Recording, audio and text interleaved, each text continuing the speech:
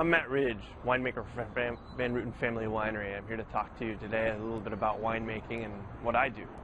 I have a pretty unorthodox job. It's changing all the time. Every few months we find ourselves at a different stage in the winemaking process. In the fall season, which is now anywhere from August through November, we're harvesting grapes. I'll be out in the vineyards 3, maybe 4 times a week, checking sugars, looking at the canopies, checking on quality, talking to Jim Van Ruiten, and deciding what we want to pick next. What's tasting the best? What's the ripest? And then I'm in the winery on a daily basis, checking up on those fermentations of those grapes that we just picked, making sure that the fermentations are going, tasting well, the temperatures are within the range that I'm looking for, make sure the flavors and the tannin structures are coming out in the wines that I like, taking any sort of action that might be needed to be taken, and deciding when to take those wines off the skins or rack them or do other certain processes, and then continuing to schedule more grapes in the winery. And this process goes on for about 3 to 4 months. Once all those wines are put to bed towards the end of November, December, we start looking at putting white blends together, the Chardonnay, the Sauvignon Blanc, and the Pinot Grigio. We'll be bottling those as early as December, January, and February of that year. And these will be out in the marketplace within a few months right after harvesting. And then the winter time comes and things are kind of calm at the winery. The wines are just kind of maturing in barrels. We're thinking about the past vintage and what the past vintage reds have to offer.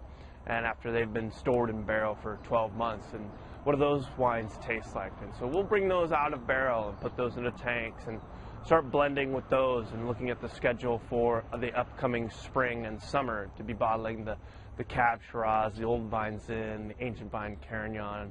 We're looking at those wines and seeing what they have to offer. And then again, here comes summertime and we're looking at the vineyards back out there, kind of identifying what the crop looks like, what the canopy looks like.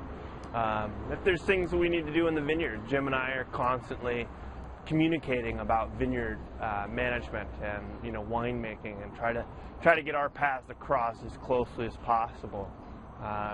Whatever quality fruit comes in the winery makes my job a lot easier in terms of just really trying to express the fruit in the wines. That's really what I want to do as winemakers, is let the grape present itself. I don't want to do too much manipulation to the wine. Whatever I do is in the best interest of expressing that fruit.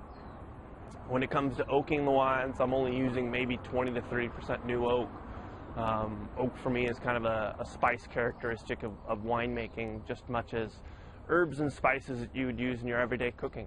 We're not trying to salt and pepper our eggs so much that's all we taste is salt and pepper. We want to be able to taste the eggs, and that's the kind of simplistic view there.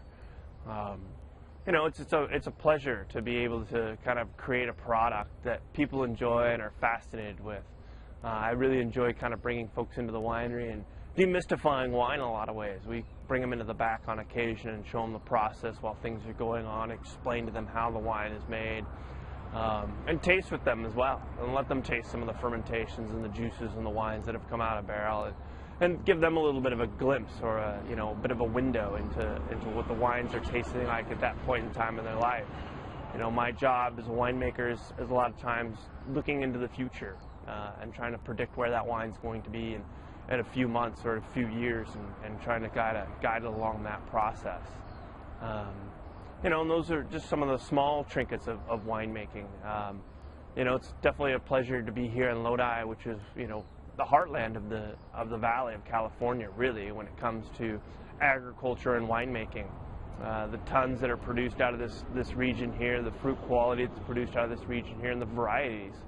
Lodi is definitely known for its Zinfandel, but there are some other things that I think are on the up and coming. Look at some of the Syrahs and the Petit Syrahs.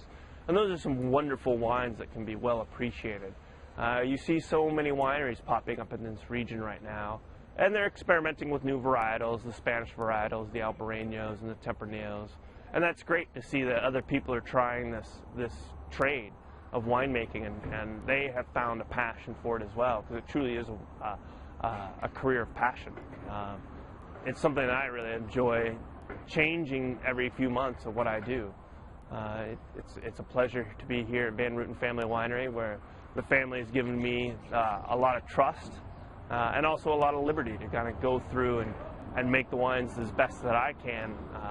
And we sit down as a group. When I come up with a blend, we sit down as a group and taste these wines and talk about them before we put them in the bottle and go out to marketplace, so that the family's involved with this and they have an opportunity to voice what they think about the wines. And of course they represent these wines, and they can go out and talk to their friends and their families about these wines and tell them what the future holds and what the next bottling.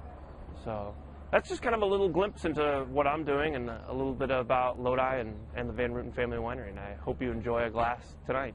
Thank you.